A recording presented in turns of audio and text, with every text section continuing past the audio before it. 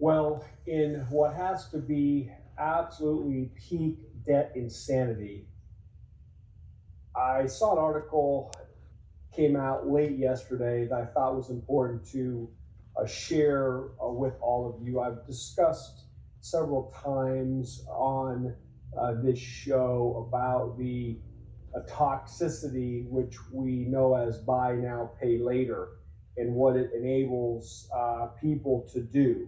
And you might think, well, it's a great convenience for people, but the reality is this: as I've reported before, the buy now, pay later programs offered allow you to buy something you probably can't afford to buy and pay it over 3 pay, 4 pay, whatever it is, interest free.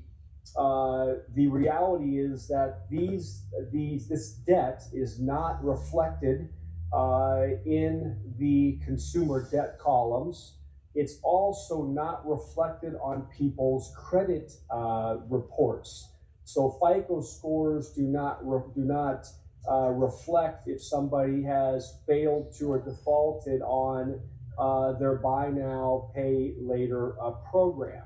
So, I want to discuss this because we now learn that DoorDash has teamed up with Klarna, which is one of the most prolific buy now, pay later programs. And they have decided that this as a great thing, right, for the debt-ridden consumer, that they're going to allow people to order food from DoorDash and put it on their buy now, pay later account, right? So you now can order your hamburger, you can order your Friday night pizza, you can order whatever you want, and you can basically, defer the payments on that over time, okay?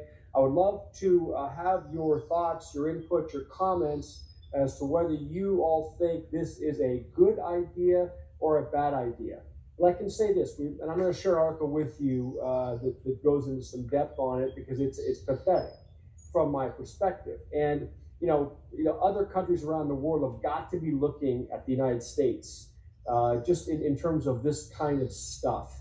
And the shenanigans that, the United States allows people to pull with regard to obtaining stuff that obviously they can't afford. And I might get comments saying, well, wait a minute, they could just use a credit card anyway. What's the difference? Here's the difference from my perspective. Again, leave your comments. The difference is this: many of these people either aren't able to get credit cards because their FICO score is so low they don't qualify to get a regular credit card. They don't have any money in the bank, so they don't have use of a debit card, or they have maxed out their credit card lines, and therefore they're unable to use their Visa card, their MasterCard, their Discover card, the Amex card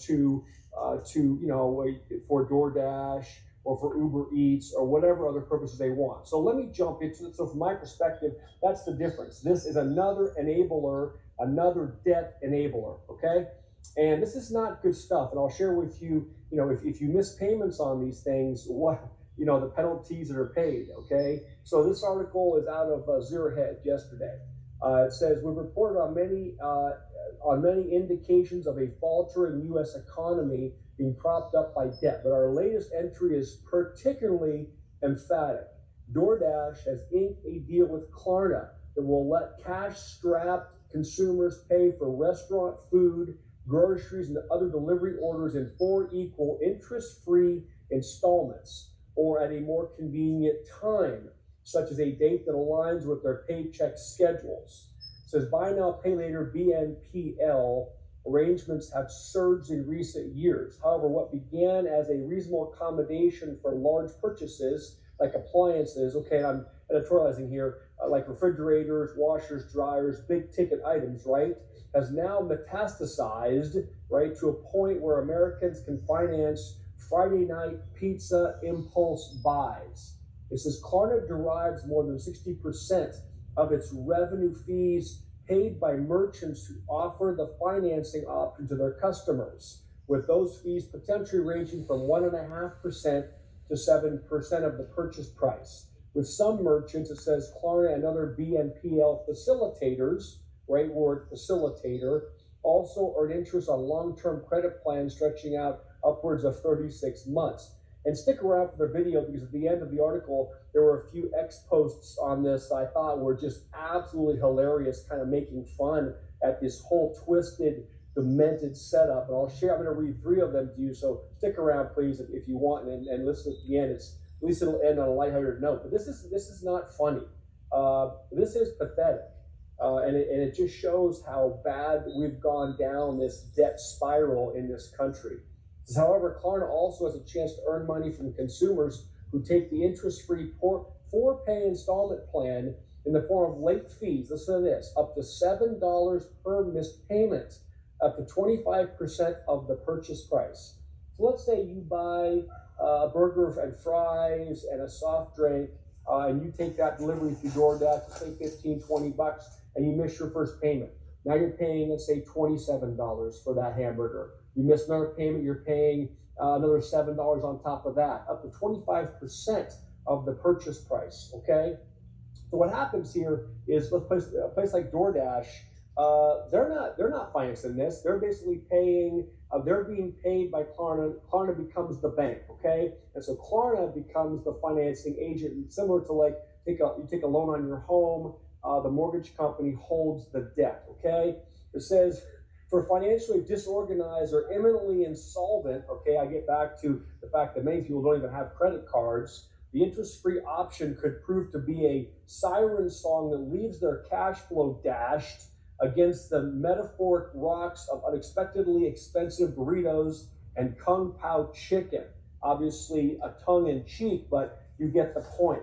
It says, even for these who make timely payments, the interest-free option can have a devastating effect over time by enabling consumers to commit to spending more money than they would in the absence of the appealing, let's say, interest-free enticement. Instead, it's one of the essential attractions for DoorDash and other merchants who choose to partner with the likes of Klarna.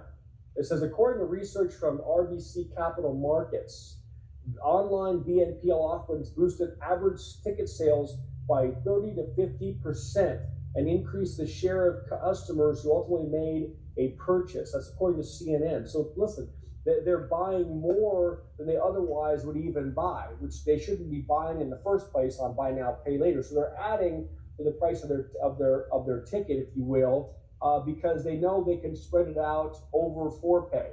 Because the problem is these things start having a very pervasive and very negative influence on people who can't afford it.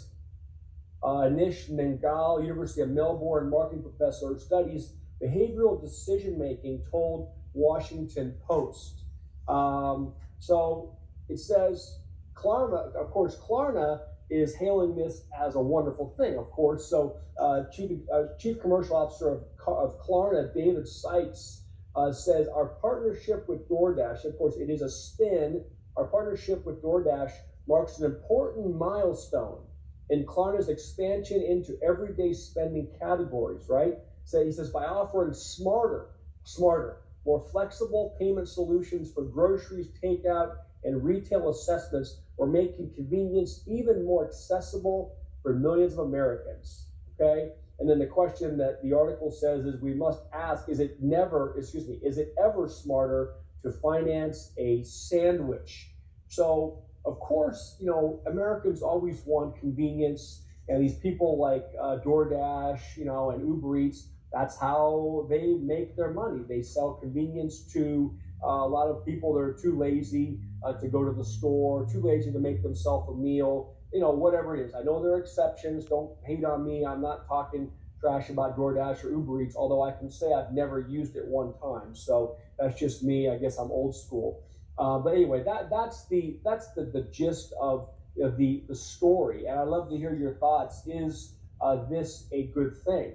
When we have people who shouldn't even be able to obtain anything, on credit at all, and probably either don't have accessibility to regular credit, like a credit card, a debit card, because their credit score is too low, or they don't have any funds, or they've maxed out what they already have. Again, I know I'm being a bit repetitive, but I laughed at this at first, and I started to realize, just how sad it is. Okay. So anyway, let me read to you three of the X posts that kind of, poke fun at this whole situation.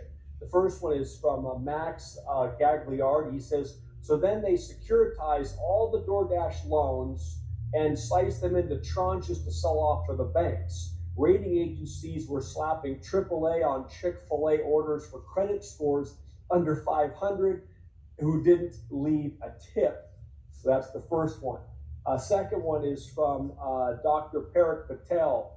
He says, so we take these DoorDash loans, combine them, and create a whole new instrument where investors can bet on whether borrowers will pay off their Taco Bell Crunchwrap Supreme within the next 12 months. Thought that was a cute one. And lastly, this is from Chase Passive Income. It says, excited to announce, this is classic, excited to announce that I closed on a $31.38 transaction to secure a burrito and a side of chips. 20-year senior fixed rate financing was provided by Klarna. DoorDash provided delivery of the asset. Congratulations to all involved. And I was rolling at that one. So I hope you guys thought this was something that at least you understand is happening. I hope that you're not one of those going down this path, because it's going to obviously end up pretty badly with these people that don't understand. They don't understand money. They don't understand finances. If they did, they probably wouldn't be in the situation in the first place. Again, I know it's lighthearted in nature for a weekend here, but it is pathetic. Okay, love to hear your thoughts and comments.